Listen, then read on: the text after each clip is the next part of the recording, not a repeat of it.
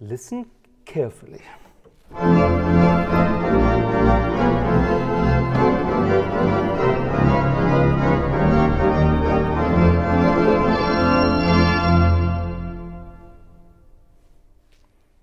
Hear the difference?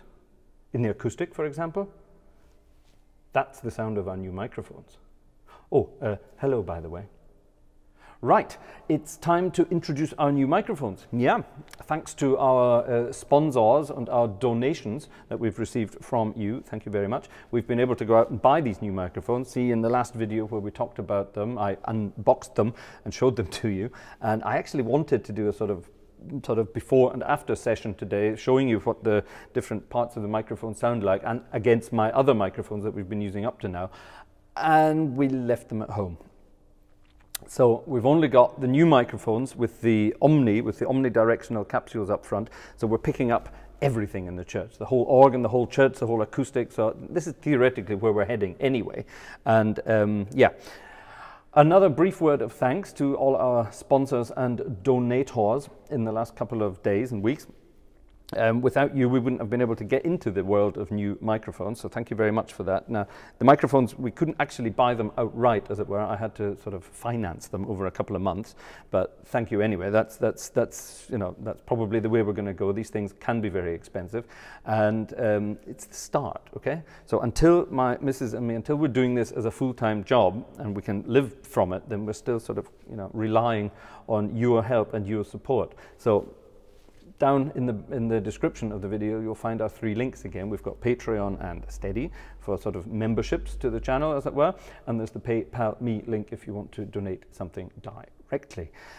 So thank you in advance for doing that. And everything you donate to the channel will, of course, be put back into it. So microphones, cables, we're looking at extra microphones as well. We've got the 2 new ones, and that's fine for little churches like this one, but if we're going to go and visit big places, then we're going to need some more. So yeah, you can never have enough equipment for this kind of job, and we're still looking for a little bit of help in building as we go along. So what are we going to do today? Moving back to the world of music, a number of comments in the last week sort of said, okay, you can play your Bach, you can play your churchy stuff. We haven't heard any jazzy stuff from you for a long time.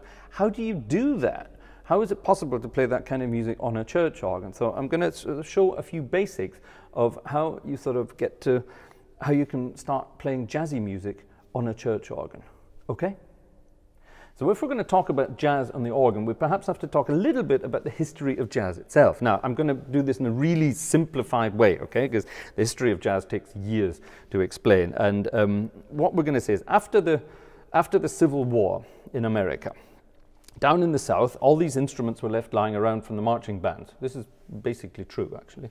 And some of the people who were living down there picked up these instruments, taught themselves to play them, and formed little bands. These were the first ever jazz bands. And the music that they played was kind of based on sort of march music from the way it was built and things. And that gradually developed into something that we could probably call jazz. Now, we're not really terribly sure because the history of recording is also the history of jazz. Don't forget, jazz was pop music back in those days, so the history of jazz music and the history of the music that was recorded, popular music that was recorded, is all sort of interlinked. Now, anyway, when we start talking about jazz bands, let's talk about New Orleans and the first ever little jazz band. So you had a trumpeter, you had a clarinetist, you maybe had a saxophonist, trombone, of course. You had a bass instrument. It could have been a double bass. It could have been a sousaphone or a tuba. Maybe some rhythm instruments like a banjo or a guitar. And then later, when the bands were sort of less mobile, not sort of marching jazz bands, when they were in pubs and clubs, you would have a piano and drums. And that sort of evolved over the years, and the bands got bigger and bigger, and then we had what were called big bands, literally. And that sort of developed into a different style altogether, more sort of swing stuff. We're talking Duke Ellington, Count Basie here. Those bands, and out of those bands came the sort of the famous solo players that we know nowadays. So we had Coleman Hawkins on saxophone, or John Coltrane, and so don't forget they all started in these big bands and developed and developed and developed as they moved forward. So we're moving into the world of modern jazz now, where it became quite sort of weird and way out yeah, it sort of moved away from basic harmonies and got really rather complicated. And of course, then nowadays in the modern days, we've got all kinds of jazz, right from the basic Dixie stuff right up to the most modern stuff, the Latin influences from the South as well, and so on and so on and so on. It's become a sort of great sort of international melting pot of stuff. So what we're going to do here today, we're going to talk about the start, the basics of it. Now, there were actually some jazz organists at the beginning, and my favorite would of course be Fats Waller. Fats was actually a jazz piano player, at least that's what most people know him as. He was actually an organist first. He played the organ in the church where his dad was the pastor, as far as I know. Correct me if I'm wrong. And that was a little church in New Jersey, as far as I remember. And Fats sort of developed his jazzy style on an organ. And then, of course, he became one of the most famous piano players. So that's what we're going to talk about now. That was the brief history. Let's actually move on to the music itself. So if we're going to start talking about the basic style, Fats Waller kind of style, we have to sort of start thinking about where it came from. And we're basically talking ragtime music. And you all know.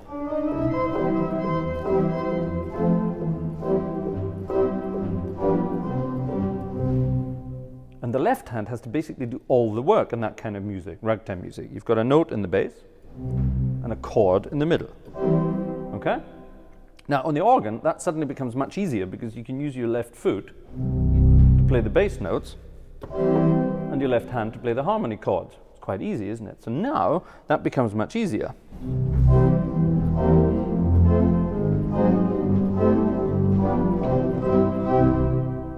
Ha-ha.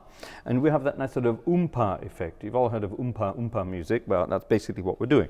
Oompa, oompa.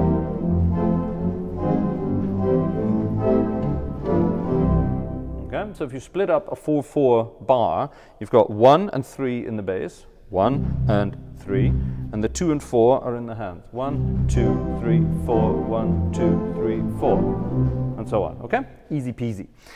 What you can also do then is you can start pretending you've got a sort of like a guitar in a big band who's always going to play all 4 beats of that bar. When you combine that with the left foot playing the bass,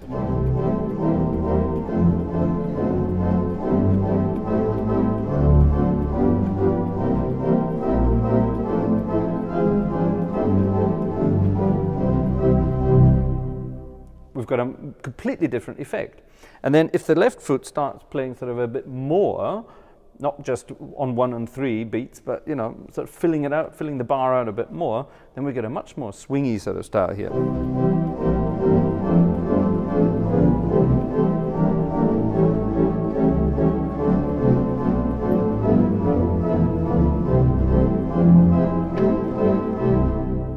Hear where we're going with that? And if you start sort of varying that a little bit, then you can get some really cool rhythms going. Now, what about my right hand? Well, your right hand is then free for melody. And if we're going to play ragtime music, then you can play a single line.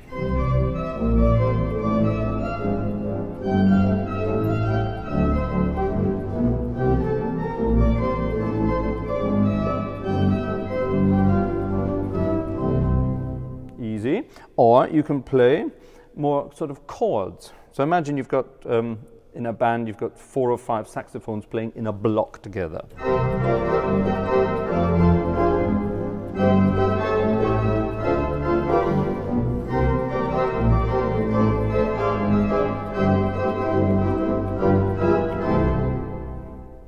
So if you start combining things like that, then you've got a rather interesting style going on. Now, that, or those, are the basics of that kind of jazz on the organ.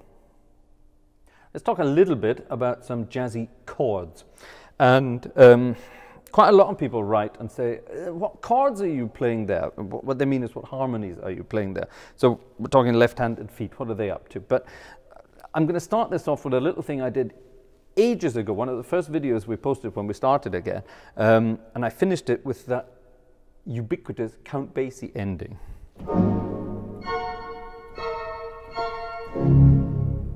You know what I'm talking about? Count Basie was that wonderful, wonderful minimalist jazz pianist. He had one of the best big, in fact, I think he did have the best big band ever. I love Count Basie's music. And he had this sort of trick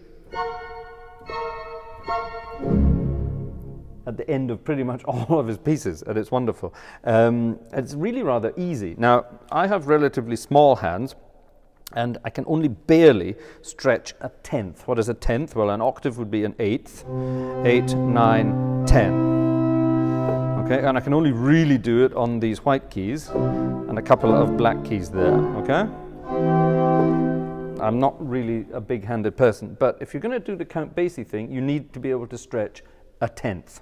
And Count Basie played a lot of his big band stuff in the key of D flat. And in D flat, it's the easiest thing in the world to do.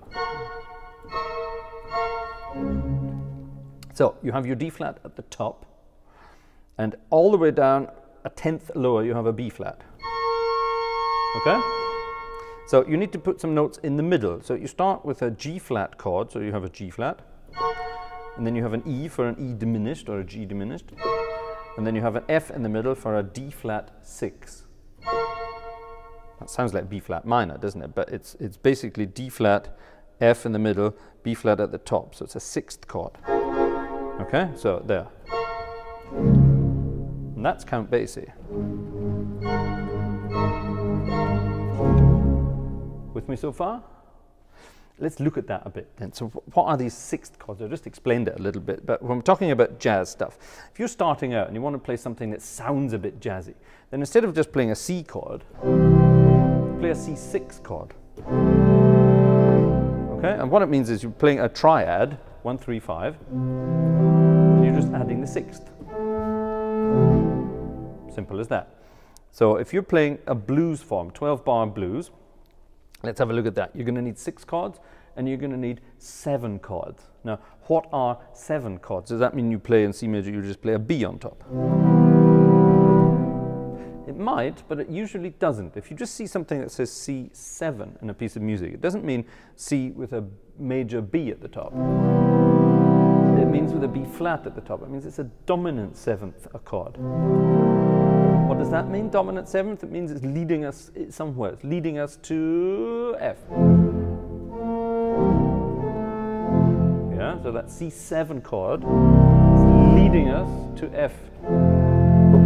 If I played an F7 chord, it's leading us to B flat, and so on and so on. Okay, so it's when you see something C7 or F7 or whatever, it's usually referring to a dominant 7th chord. With me so far? I hope so. So let's go back to our bluesy thing, and a 12-bar blues feature. You know what we're talking about? So start in C, 4 bars of C. Let's say C6. Bar 1, bar 2, bar 3. Let's make it a C7 for bar 4. And let's make it F6. And let's make it F7. That's 2 bars of F. Back to C. Stick to C6. Now 2 bars of G now, and now 2 bars of C again. So there were your 12 bars of a 12-bar blues. So let's just go through that again. 4 bars of C, 2 bars of F, that's 6, another 2 bars of C, that's 8, 2 bars of G, that's 10, and the final 2 bars of C, that's 12. And there are, of course, a few sort of embellishments you can add to make that sound more interesting. For example, I'll start in C6 again. I'll immediately add a 7th. Let's do that again.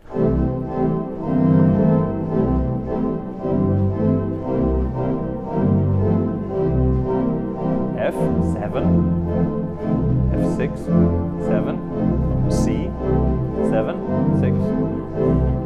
6, D minor 7, look at that in a minute, G7, and then C, F7, C.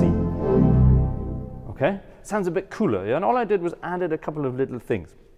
Towards the end, instead of playing the G7, I played a D minor 7 and then a G7, sort of alternating between the two.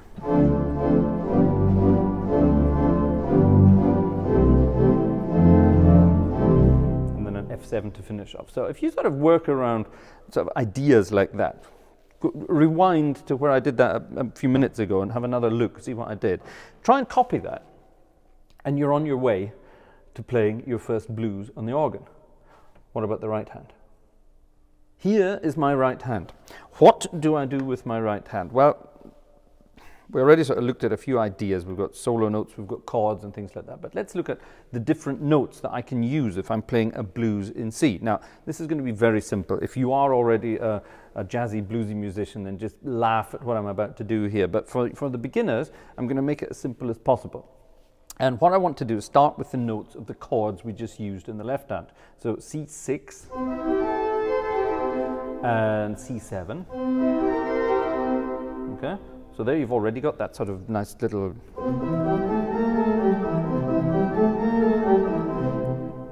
bass pattern you can use for a sort of bluesy boogie thing. All of those notes are fine to be used. Now let's move to our F6 and F7 chords. All of those notes are fine. Same thing for G. Let's just use G7. So all of those notes are fine while we're using those chords. Those are just the notes of the chords. And of course you can use the notes in between that belong to C major. Why not? What you can also do is add those sort of notes we found from the 7th chords on the way. Now in C7 that was a B flat, and in F7 it was an E flat. So if you think about those two black notes that you've got in C major, I know on this it's the wrong way around, but it doesn't matter. Those two notes, you can use them. So if I play my basic feature in the left hand and use those chord notes in the right hand, sounds all right, doesn't it?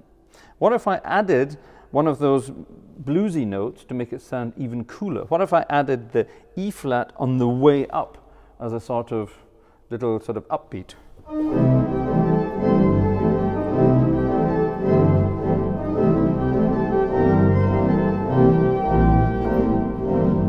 Okay, and I do the same thing while I'm playing my F7 chord. Let's use an F7 chord to make it easier. So I've got my F7 notes. But what if I use an upbeat as maybe, say, I'll use a G as an upbeat.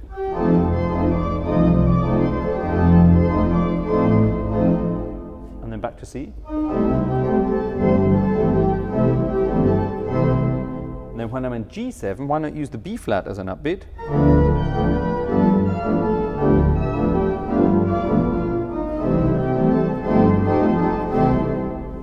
Why not? So what did I do at the end there? I just played chords. Okay. Now we can start going into detail about the rhythms I'm playing there. At the beginning that was sort of like a triplet. Yeah? 3 against 2. You know what triplets are? So here's 1, 2, 3, 4. 1, 2, 3, 4. And in the space of those 2, 1, 2, I'm playing 3 notes.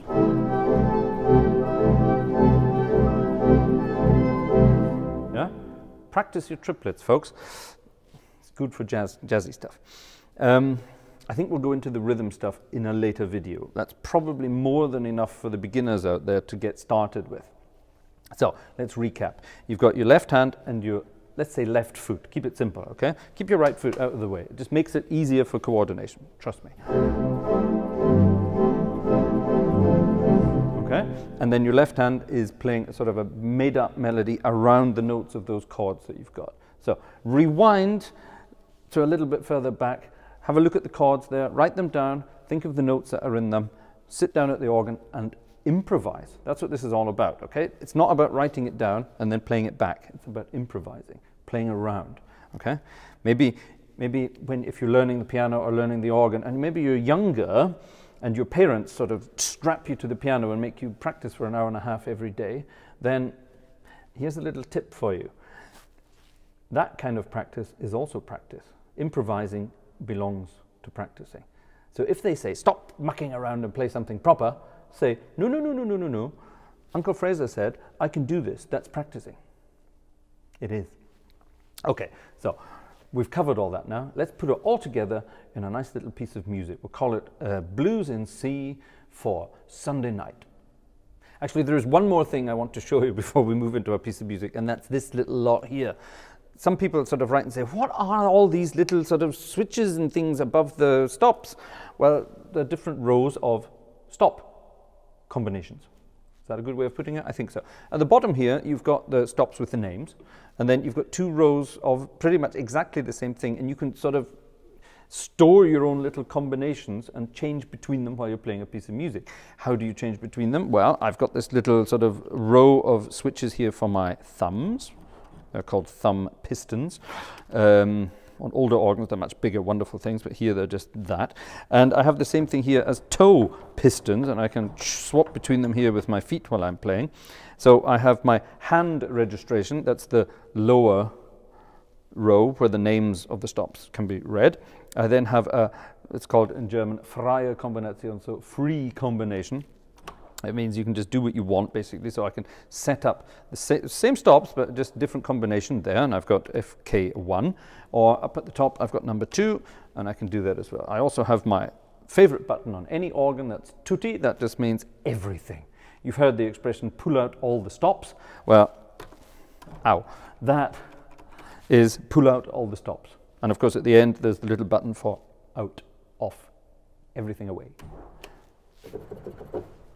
Nada, niente. Let's play some blues.